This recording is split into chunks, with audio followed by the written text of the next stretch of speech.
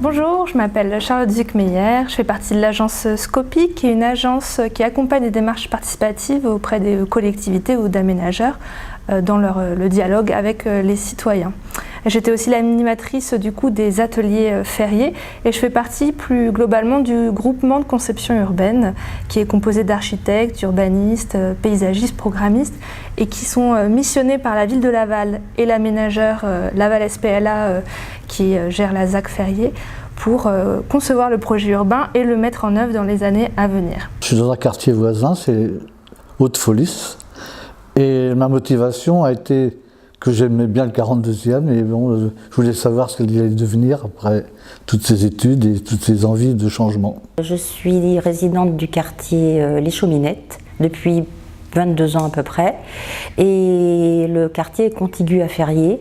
Donc je pensais à une ouverture à partir du collège Martonne. Donc j'habite sur le quartier d'Hillard depuis 2012, du côté de la gaucherie. Et je suis très intéressée par la vie de quartier, donc j'estimais que ça faisait aussi partie de mon quartier, enfin, ou au moins limitrophe. Donc je trouvais que c'était intéressant pour une fois qu'on nous donnait la parole de pouvoir nous exprimer. Je suis plutôt nouvel habitant parce que même si je suis un ancien Lavallois, ça fait simplement 2 ans et demi que j'ai pris racine dans le quartier.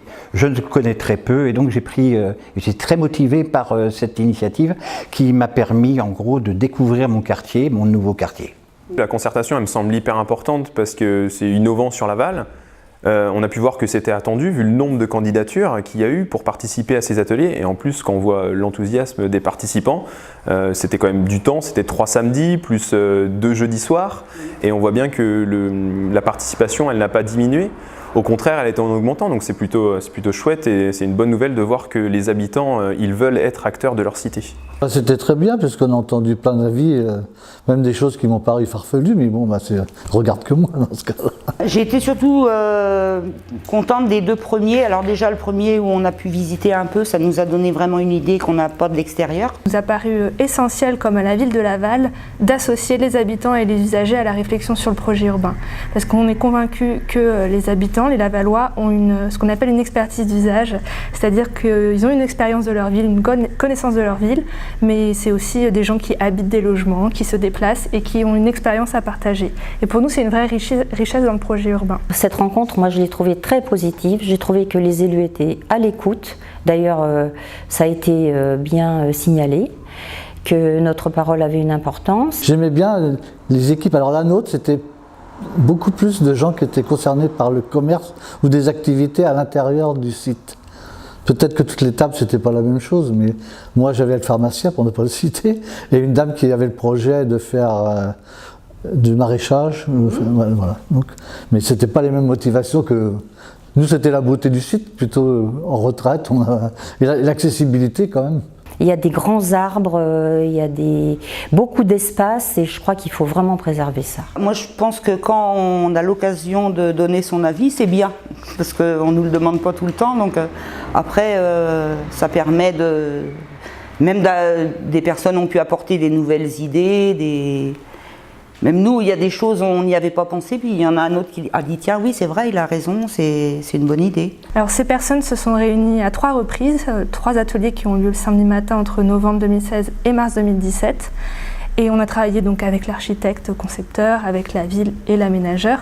La question finalement qu'on s'est tous posée ensemble, c'est qu'est-ce qui fait que demain on aura envie d'habiter ce quartier, ou on aura envie d'y aller pour ses activités ou pour la qualité de ses espaces publics et espaces verts. Ce qui me semble important, c'est qu'on a réussi à réunir des habitants de tout âge, de toute origine, de toute profession, de toute culture, et on a réussi avec des intérêts individuels propres à chacun, on a réussi à les faire converger vers des intérêts collectifs et communs. Après ces 3 ateliers, nous on a réalisé un travail de synthèse de toutes les propositions qui ont été émises.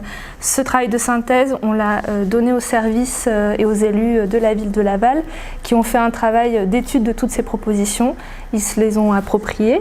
Ils ont regardé si c'était faisable, en fait, si elles étaient faisables dans le cadre du projet de ZAC. Ça serait bien qu'on puisse suivre l'évolution de cette ébauche, parce qu'en fait, on n'est qu'à l'ébauche, on n'est pas rendu au terme du dossier. Hein.